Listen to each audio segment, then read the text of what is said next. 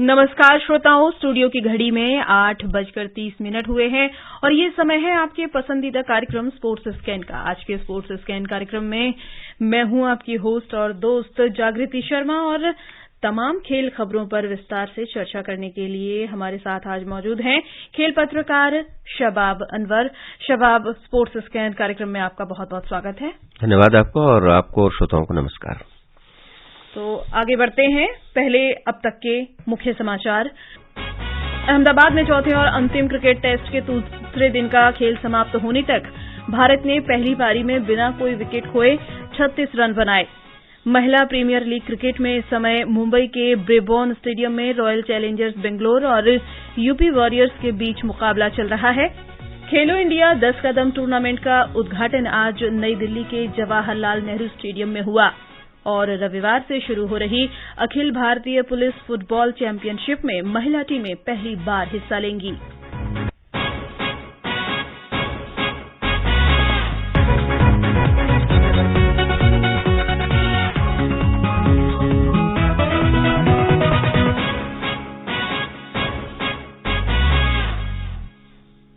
अहमदाबाद में चौथे और अंतिम क्रिकेट टेस्ट के दूसरे दिन का खेल समाप्त होने तक भारत ने पहली पारी में बिना कोई विकेट खोए 36 रन बना लिए हैं। इससे पहले ऑस्ट्रेलिया की पूरी टीम पहली पारी में 480 रन पर आउट हो गई।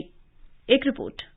दूसरे दिन का खेल समाप्त होने पर शुभमन गिल 18 रन और कप्तान रोहित शर्मा 17 रन बनाकर क्रीज पर थे। भारतीय टीम ऑस्ट्रेलिया के पहले पारी के 480 रन से 444 रन पीछे है और उसके सभी विकेट शेष हैं। मैच के हिसाब से कल का दिन काफी महत्वपूर्ण होने वाला है। उस्मान ख्वाजा आज अपने दोहरे शतक से चूक गए, लेकिन पहला अंतर्राष्ट्रीय शतक जड़ने वाले कैमरन ग्रीन के साथ उनकी 208 रन की साझेदारी से ऑस्ट्रेलिया बेहतर स्थिति में है। ख्वाजा ने 422 गेंद में 21 चौकों की मदद से 180 रन की पारी खेली। टॉड मर्फी ने 41 रन और नाथन लियोन ने 34 रन की पारी खेली और 9वें विकेट के लिए 70 रन जोड़कर भारत की मुसीबत को बढ़ा दिया है। भारत की ओर से ऑफ स्पिनर रविचंद्रन अश्विन ने 19 रन देकर ऑस्ट्रेलिया के 6 विकेट झटके। मोहम्मद शमी ने 134 रन देकर 2 विकेट हासिल किए। रविंद्र जडेजा और अक्षर पटेल ने एक विकेट चटकाया। हालांकि उमेश यादव ने निराश किया। उन्होंने 25 ओवर में 105 रन खर्च किए, लेकिन उन्हें कोई विकेट नहीं मिला।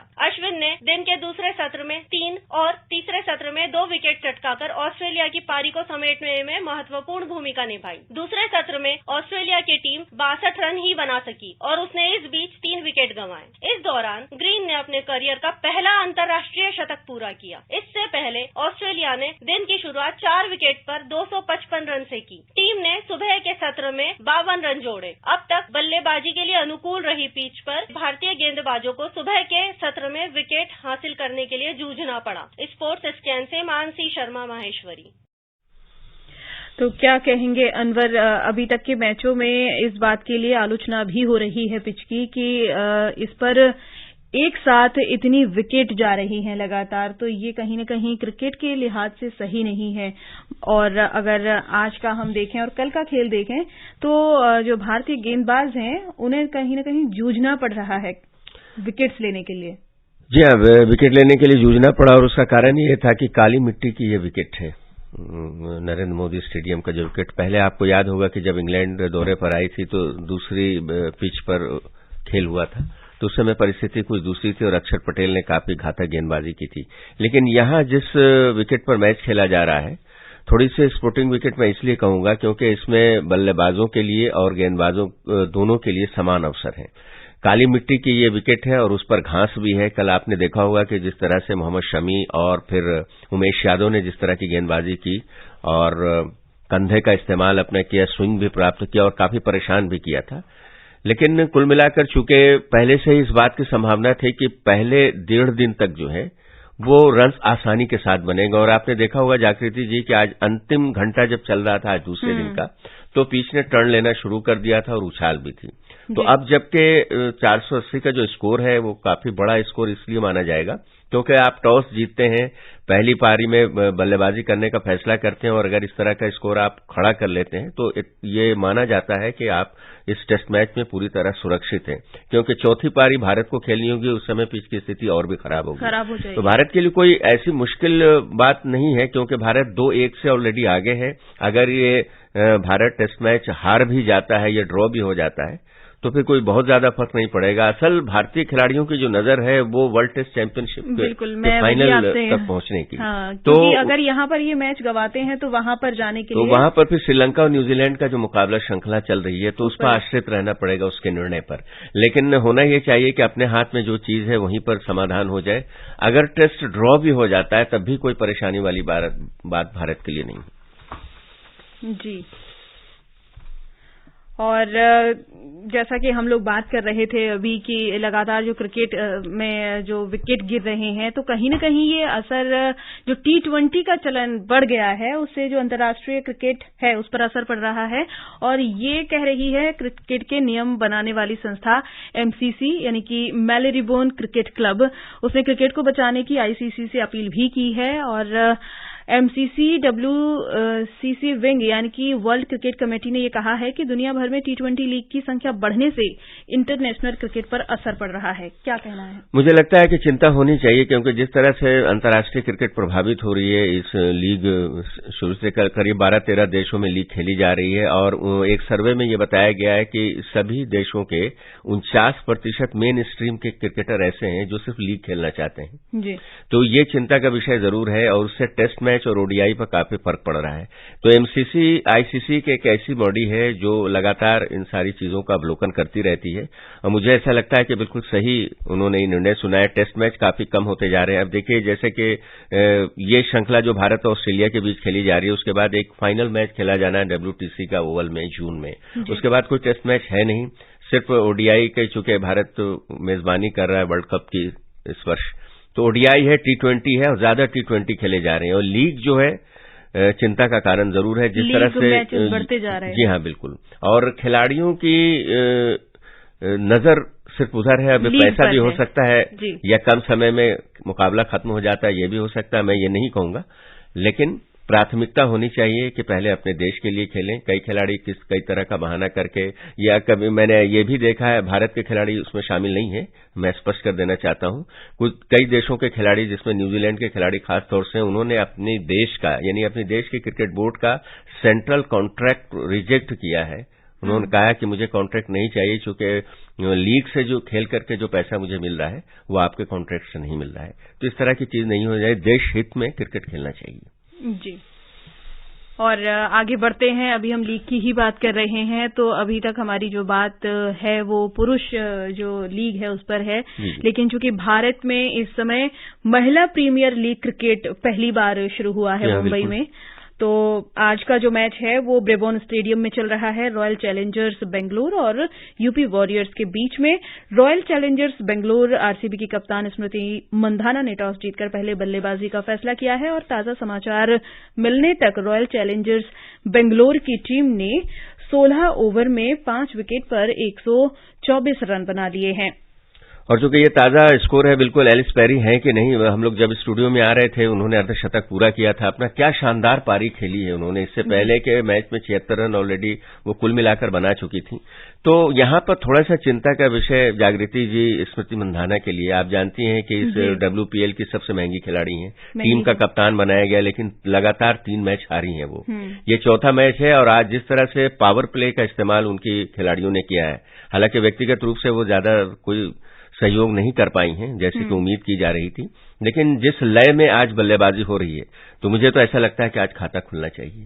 खाता खुलना चाहिए RCB का। जी।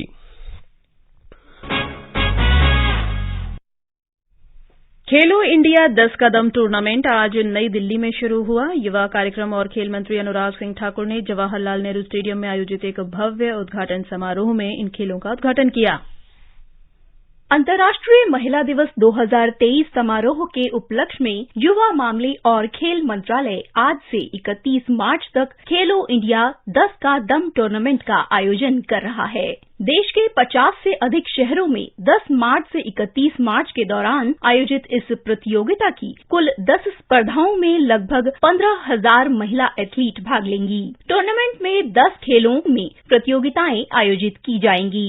टूर्नामेंट का उद्देश्य उन महिला एथलीटों को एक मंच प्रदान करना है जो राष्ट्रीय या राज्य स्तर की प्रतियोगिताओं में भाग लेने में असमर्थ हैं। उद्घाटन अवसर पर खेल मंत्री अनुराग सिंह ठाकुर ने कहा कि खेलों के जरिए महिला सशक्तिकरण की शुरुआत आज 10 का दम से हुई। 10 का दम आज शुरुआत की गई, जहां पर देश के 10 राज्यों में 10 अलग अलग स्पोर्ट्स डिसिप्लिन में 10,000 से ज्यादा बेटियों की भागीदारी होगी, महिलाओं की भागीदारी होगी। नारी शक्ति न्यू इंडिया में और कदम आगे बढ़ाए खेलों के क्षेत्र में, ये सुनिश्चित करने के लिए है। महिला सशक्तिकरण खेलों के माध्यम से हो, ये सुनिश्चित करने के लिए है। श्री ठाकुर ने कहा, खेलो इंडिया 10 का दम कार्यक्रम की टैगलाइन है दम तो बढ़ाओ कदम है और ये एक और बड़ा कदम है जिसे हमने खेलों के माध्यम से महिलाओं को सशक्त बनाने के लिए उठाया है। उद्घाटन समारोह के प्रमुख आकर्षणों में से एक ये था कि श्री अनुराग सिंह ठाकुर ने दिल्ली की 8 वर्षीय ट्रैक और फील्ड एथलीट साक्षी के साथ इस कार्यक्रम को झंडी दिखाकर शुरू किया। साक्षी खेलो इंडिया 10 का दम कार्यक्रम की सबसे कम उम्र की प्रतिभागियों में से एक हैं। कार्यक्रम में खेल प्राधिकरण के महानिदेशक संदीप प्रधान के साथ साथ केंद्रीय खेल मंत्रालय और साई की अन्य गणमान्य हस्तियां भी उपस्थित थीं। उद्घाटन समारोह में लगभग 2,000 महिला एथलीटों ने भी भाग लिया। शीतल, स्पोर्ट्स कैन। अनवर जी, खेलों के माध्यम से महिला सशक्तिकरण की पहल चल रही है। हम अभी देख चुके हैं क्रिकेट लीग में और उसके बाद में खेलो इंडिया में तो वैसे ही प्रतिभाएं देश भर से निकल रही हैं, अलग अलग जगह पे जो आयोजन हो रहे हैं।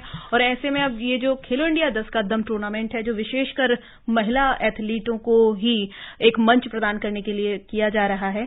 मुझे तो ऐसा लगता है कि खेलो इंडिया का जो आयोजन पिछले कुछ वर्षों से हो रहा है उससे भी बड़ा ये स्वरूप है, क्योंकि खेलो इंडिया जो पुरुषों के लिए है और महिलाएं भी उसमें रहती हैं, तो किसी एक सेंटर पर होता है, ये पूरे देश में आयोजित हो रहा है। तो 10 का दम बहुत अच्छी टैगलाइन है और जिस तरह से हाल के दिनों में खेल में रुचि दिखाई है कि हमारी भारत सरकार ने, तो मैं बहुत आशावान हूं। और महिला सशक्तिकरण की बात तो कही जा रही है और खेल के माध्यम से महिलाओं का सशक्तिकरण हो, इससे अच्छी बात और कुछ हो नहीं सकती।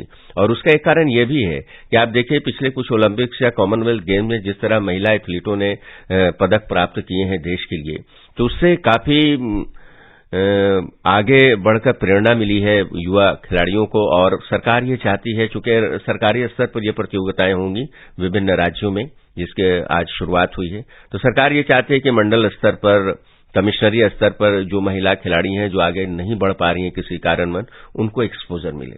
तो मेरे ख्याल से एक बड़ा इवेंट है और ये कंटिन्यू करेगा आगे भी।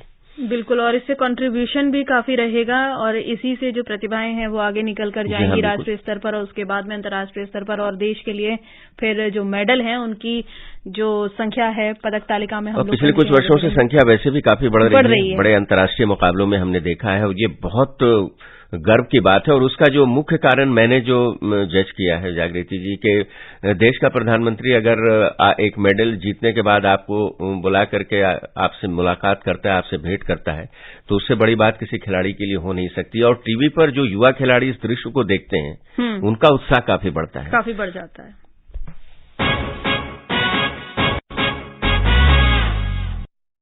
और महिला सशक्तिकरण का एक और नमूना हम इस खबर में बताते हैं कि Akhil Bharatiya police football championship में महिला टीमें पहली बार हिस्सा लेंगी। इसका आयोजन रविवार से जम्मू कश्मीर की ग्रीष्मकालीन राजधानी के नवीनीकृत बख्शी स्टेडियम में किया जाएगा। तो एक और जी हाँ, बिल्कुल। और काफी दिनों से ये मांग थी कि जब पुलिस में इतनी ज्यादा संख्या महिलाओं की है तो फिर प्रतियोगिता से वो पीछे क्यों है। तो एक बहुत अच्छा निर्णय है, स्वागत योग्य। और किस तरह का प्रदर्शन, पुलिस गेम अपने आप में बड़े स्तर पर भारत में आयोजित होता है, लेकिन महिलाएं पहली बार नजर आएंगी। पहली बार नजर आएंगी और एसएसबी की टीम की अधिकांश खिलाड़ियों के लिए ये प्रतियोगिता सपना साकार होने से कम नहीं है, जैसा आप अभी कह रहे थे। और श्रोताओं, अब समय हो चला है आपसे विदा लेने का। कल फिर मिलेंगे कुछ और ताजा खेल खबरों के साथ।